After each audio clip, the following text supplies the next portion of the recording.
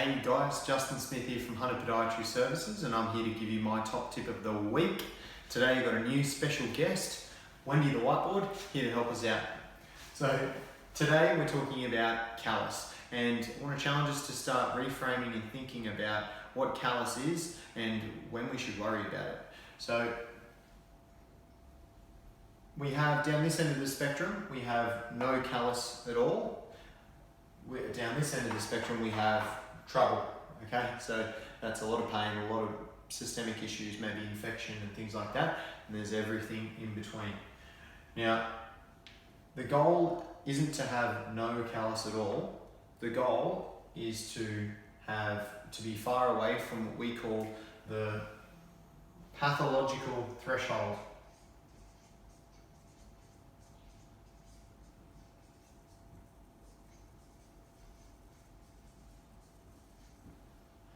Okay, so that's the way we are really looking at it, is how safe is your callus.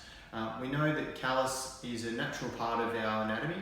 On the soles of our feet and the palms of our hands, we have a thick layer of skin which is made of keratin, which does make up what callus is, and it is the skin's response to pressure most of the time. So how we want to think about it is not, the goal, I don't want any callus on my feet. If we don't have any callus at all, often our feet are almost fragile and you can't really tolerate harder surfaces or barefoot or things like that. So we do want a little bit of callus. It can be a bit protective for us.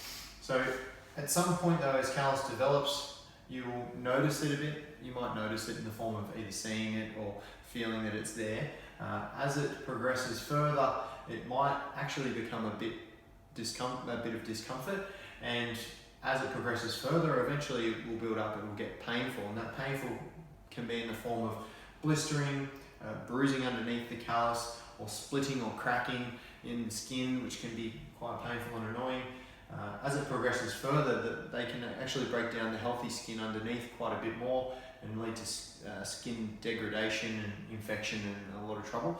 So we do want to stay down this end of the board, certainly between here somewhere, just as my texture runs out. We do want a little bit of callus. More the question of how far away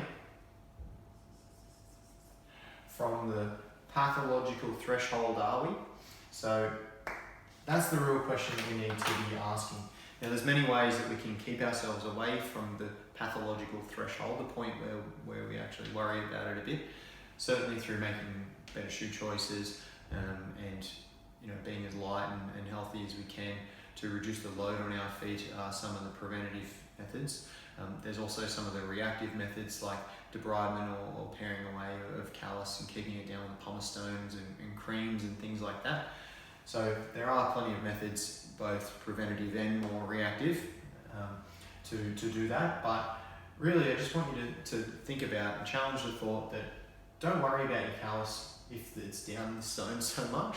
A little bit is actually advantageous and useful for us.